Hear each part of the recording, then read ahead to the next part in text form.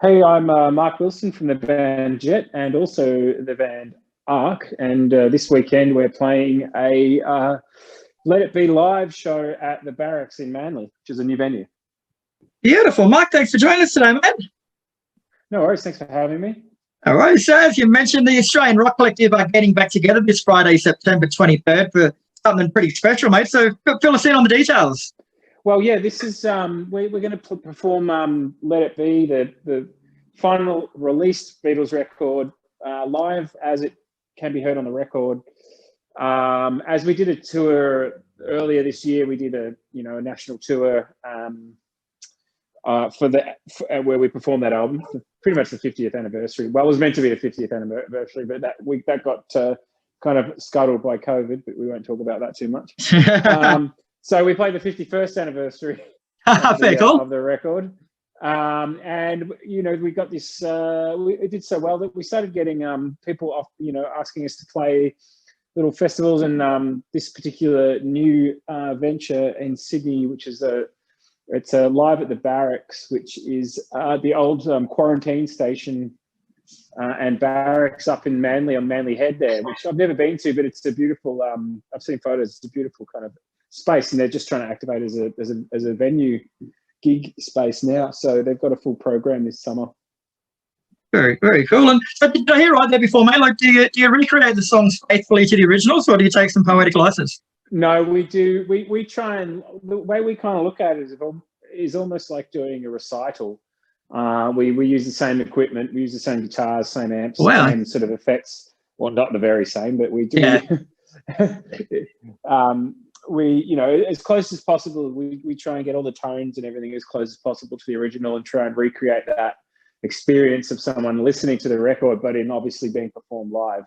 So yeah, I say we try and recreate things in more like a recital than like give it our own license. It's as good as we can do with who we are, Yeah. And is it actually difficult playing an album like that from start to finish, mate? Like, I can't imagine when it was written that sort of they had that in mind that it was ever going to be played in one fluid motion. I tell you, we did Abbey Road live a few years ago, and that was one of the most difficult things I've ever had to do, because that record was never designed to be performed live whatsoever. However, if you've seen, or you're a Beatles fan, or you've seen the Get Back documentary, these songs were initially written to be played live, and they really translate live really well because they're meant to be played live by a very small band, So there's overdubs and stuff. With Phil Spector did like string overdubs and whatnot, but they're easy. It's pretty easy to recreate with a nice like string keyboard emulator thing. We try and get it to be as close as possible. Yeah, and they do translate really well live, these songs. Yeah, really fun, upbeat, energetic. And the Australian Rock Collective is made up of some great Australian musicians, mate. So introduce us to each of them and tell us what they bring to the overall production. Well, yeah, I play bass, and I'm from the band Jet. We have Davey Lane on guitar and vocals, and he's from UMI. We've got Kram from Spiderbait on drums and vocals, and Darren Middleton from Powderfinger on guitar and vocals. And we bring along a couple of extra players. We've got James Fleming on keys and a guy called Brett Wolfenden on. We actually have 2 drum kits going on this one, so it looks pretty cool as well. So he plays the second kit and sings some songs as well. Fantastic. So it's a pretty good live experience. It's pretty upbeat and pretty exciting kind of vibe. Yeah. And I believe you guys are all Beatles tragics as well, so it's not just getting up there and playing it. You're living it. Oh no, absolutely, we're Beatles tragics. Yeah, we're all very much so. It's kind of the bond that sort of started this. Started us off doing when we did Abbey Road live. It was because we're such big Beatles fans. We thought, the 50th anniversary of Abbey Road's coming up soon. It'd be crazy if we tried to do it live, and then we did. So yeah. So as a fan, mate, like what's your favourite Beatles story or moment?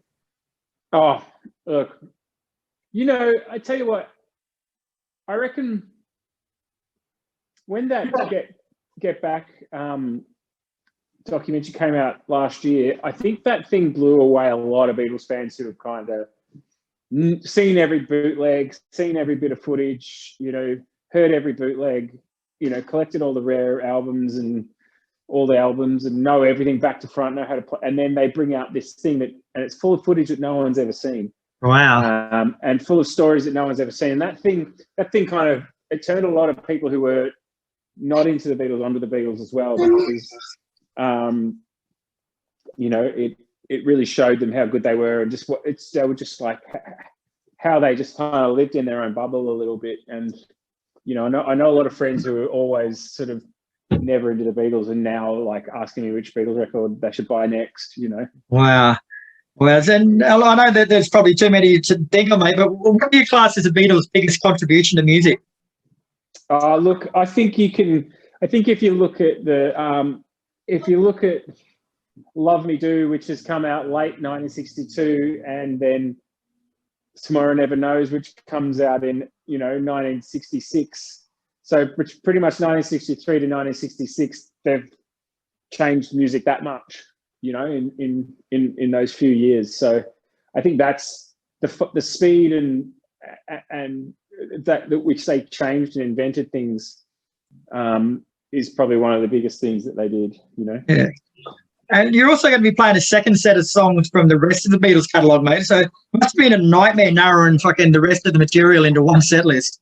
Yeah, it is hard, but this time we are going to play some of their solo stuff, and we're going to play some like our favourite sort of Beatles numbers. You know, just we like to keep these show upbeat and you know, pretty fun. So we're trying to, but also paying respect to some of the other moments in Beatles. There's so much to choose from. You can't really do a bad job, you know. Yeah, it's so true.